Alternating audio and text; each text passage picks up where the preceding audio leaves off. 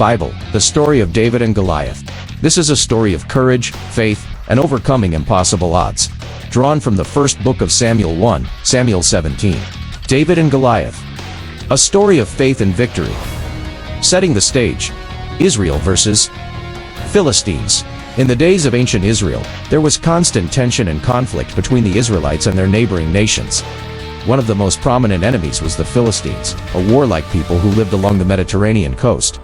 At the time of this story, Israel was ruled by King Saul, the nation's first king. He was a strong warrior, but had recently begun to lose favor with God due to disobedience. The Israelites and the Philistines were encamped on opposite hills with a valley between them, preparing for battle. The Philistines had brought with them a terrifying weapon, a giant warrior named Goliath. He was a monstrous man, standing over 9 feet tall, wearing armor that weighed more than most men could lift. His spear was enormous, like a weaver's beam, and his shield-bearer walked ahead of him to protect him. Goliath stood on the battlefield day after day, taunting the Israelites.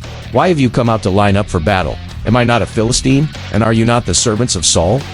Choose a man for yourselves, and let him come down to me. If he is able to fight and kill me, we will become your subjects. But if I overcome him and kill him, you will become our subjects, and serve us." This challenge filled the Israelites with fear. For 40 days, Goliath came forward every morning and evening, issuing the same terrifying challenge. But no one from Israel dared to step forward. Even King Saul, once a mighty warrior, was deeply afraid. It seemed that the Israelites had no one who could face this giant. The shepherd boy. David's arrival. Meanwhile, in a small town called Bethlehem, a young shepherd named David was tending his father's sheep. David was the youngest of 8 sons of Jesse.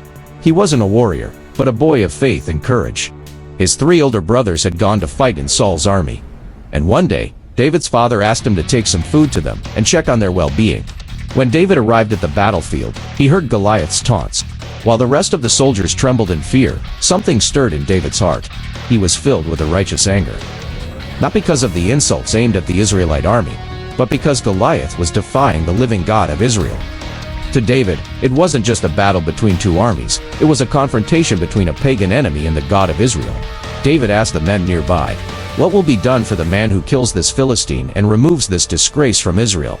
Who is this uncircumcised Philistine that he should defy the armies of the living God?" When word of David's interest in fighting Goliath reached King Saul, the king summoned the young shepherd. Saul looked at David with doubt. "You are not able to go against this Philistine to fight with him. You are but a youth, and he has been a man of war from his youth." But David was undeterred. He told Saul about his experience as a shepherd, where he had fought off lions and bears to protect his sheep.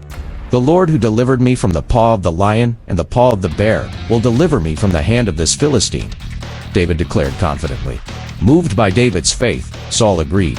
"Go, and the Lord be with you." The battle. Faith versus power. Saul offered David his own armor, but David refused it. It was too large and cumbersome for the young shepherd. Instead, David chose his own simple tools. His staff, his sling, and 5 smooth stones from a nearby stream. He approached Goliath with nothing more than these, and his unwavering faith in God. As David walked onto the battlefield, Goliath looked at him and sneered.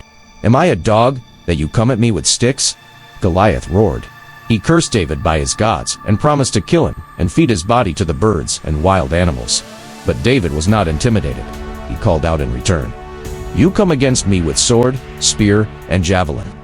But I come against you in the name of the Lord Almighty, the God of the armies of Israel, whom you have defied. This day the Lord will deliver you into my hands, and I'll strike you down and cut off your head. All those gathered here will know that it is not by sword or spear that the Lord saves. For the battle is the Lord's, and he will give all of you into our hands."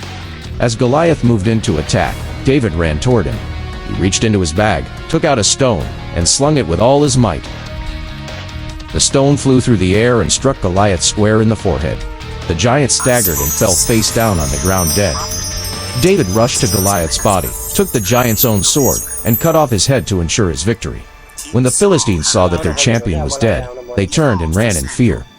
The Israelites pursued them and won a great victory that day. Aftermath. From shepherd to king. David's victory over Goliath was more than just a physical triumph. It was a testament to the power of faith and trust in God. David, a young shepherd, armed with nothing but a sling and a few stones, defeated a giant warrior that everyone else feared. This victory marked the beginning of David's rise to prominence. King Saul initially welcomed David into his court, but over time, he grew jealous of David's success and popularity. The people of Israel celebrated David, singing, "Saul has slain his thousands, and David his tens of thousands."